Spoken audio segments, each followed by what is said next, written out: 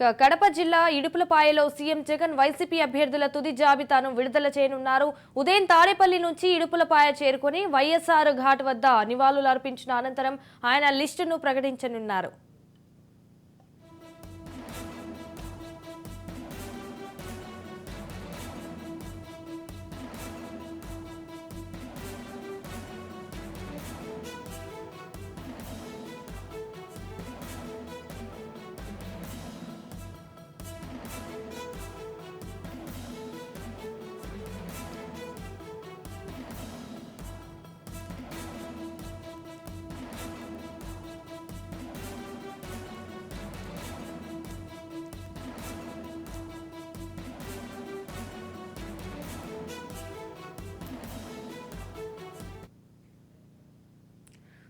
కడప జిల్లా ఇడుపులపాయలో CM Jagan YCP అభ్యర్థుల తుది జాబితాను విడుదల చేయనున్నారు.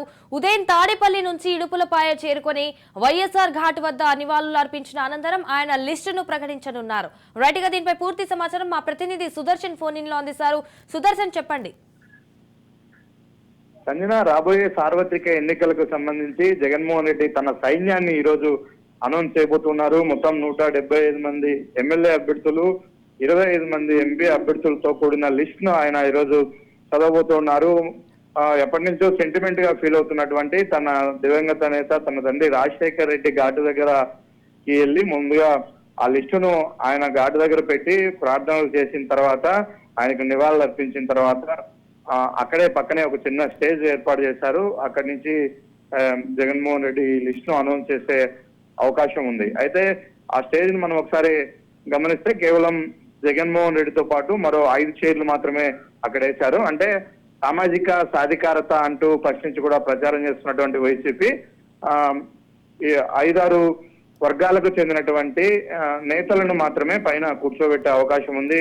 ఇప్పటికే ఎస్సీ హోమ్ మినిస్టర్ గా ఉన్నటువంటి తానేటి వనిత కడపకు చేరుకున్నారు. ఆమె కొద్దిసేపు క్రితమే ఇడుపులపాయకు బయలుదేరి వెళ్లారు. బహుశా ఆమె లిస్ట్ ను అనౌన్స్ చేసే అవకాశం ఉంటుందన్నట్టు కూడా మనకు సమాచారం అందుతుంది. లాస్ట్ టైము నందిగామ సురేష్ తో లిస్టు ప్రకటన చేపించారు. ఈసారి కూడా అట్లా ఒక ఎస్సీ ఉమెన్ తో చేపించాలన్న ఆలోచనలో జగన్మోహన్ రెడ్డి ఉన్నట్టున్నాడు. ఆమె ప్రస్తుతం హోమ్ మినిస్టర్ గా కూడా ఉన్నారు కాబట్టి ఆమె లిస్ట్ ను చదివే అవకాశాలు ఉన్నాయి. ఇక ఆమెతో పాటు ఒక ముస్లిం మైనారిటీ, ఒక ఎస్టీ, బీసీ ఇలా అన్ని సామాజిక వర్గాలకు చెందిన ఒక్కొక్కరిని వేదిక పైన కూర్చోబెడతారు. తనతో పాటు సీఎం మధ్యలో ఉంటారు. వాళ్ళ చేతనే ఈ లిస్టు ప్రకటింపజేసే అవకాశాలు కనిపిస్తున్నాయి. సీఎం పర్యటనకు సంబంధించి ఇక అన్ని ఏర్పాట్లు చేశారు. ఎందుకంటే ఇడుపులపైకి ఆయన రెగ్యులర్ గా వచ్చే ప్లేసే కాబట్టి హెలిప్యాడ్ రెడీగా ఉంది. ఇంకా అన్ని ఏర్పాట్లు కూడా చకచక జరిగిపోయాయి. ఎగ్జాక్ట్లీ ఈ రోజు 11:30-12 గంటలకు ఆయన అక్కడికి చేరుకుంటాడు.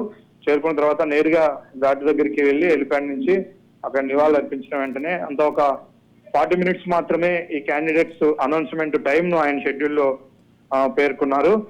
అది అయిపోయిన వెంటనే ఆయన మళ్ళీ తిరిగి రిటర్న్ వెళ్ళిపోతారు. ఎందుకంటే ఎలక్షన్ దగ్గర పడుతుంది కాబట్టి క్యాంపెయినింగ్ వర్క్స్ అవన్నీ కూడా ఫాలోఅప్ చేసుకోవాలి కాబట్టి ఆయన వెళ్ళిపోతున్నారు. కాకపోతే సెంటిమెంట్ గా ఫీల్ అవుతున్నారు కాబట్టి కేవలం లిస్ట్ అనౌన్స్ చేయడానికి మాత్రమే ఈరోజు ఇడుపులపైకి వస్తున్నారు. ఇక దానికి మించి ఎలాంటి కార్యక్రమాలు ఆయన ఇక్కడ ఈరోజు పెట్టుకోలేదు. Sanjana, right, thank you for the updates Sudarshan.